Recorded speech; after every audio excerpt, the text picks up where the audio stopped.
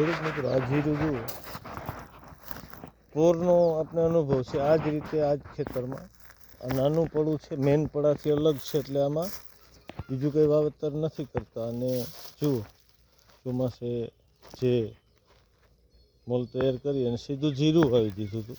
તો આ જીરું આમ તો સારું જ છે, ઉતારો મીડિયમ 7-8 મણ જેવો કદાચ વીઘે આપી દઈએ. પણ આમાં ખાસ વાત છે કે આ જ રીતે હું આવ્યો તો પોરે આ પડામાં આ જ રીતે જીરું હતું, અને નો સ્પ્રે, દવા વગર,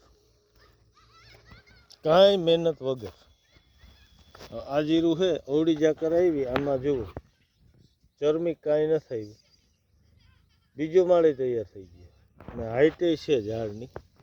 તમે જુઓ કેટલી બધી હાઈટ છે, અને સારામાં સારું જીરું ઉતારો આપશે. તો ખેડૂત મિત્રો એવું નથી કે દવા છાંટો તો જ જીરું થાય. કદાચ અમુક દવા એવી બની જતી હોય કે ઘણા બધા વાયરસ લઈ આવી અને આપણા જીરાને ફેલ કરી દેતી હોય.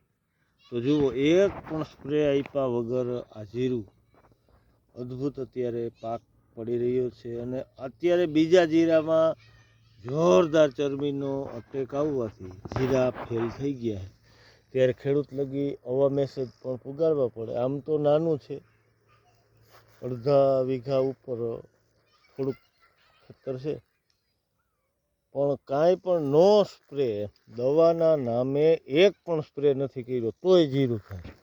તો ખેડૂતો થોડુંક આપણે દવામાં વિચારવું જોઈએ કે અમુક દવાથી રોગ ઉત્પન્ન થાય ને એવી દવા આવી જાય, કારણો જે હોય તે, એમાં આપણે પડવું નથી. પણ આ સંશોધનના વિષય તો ખેડૂત માટે છે જ. જય હિન્દ, જય કિસાન.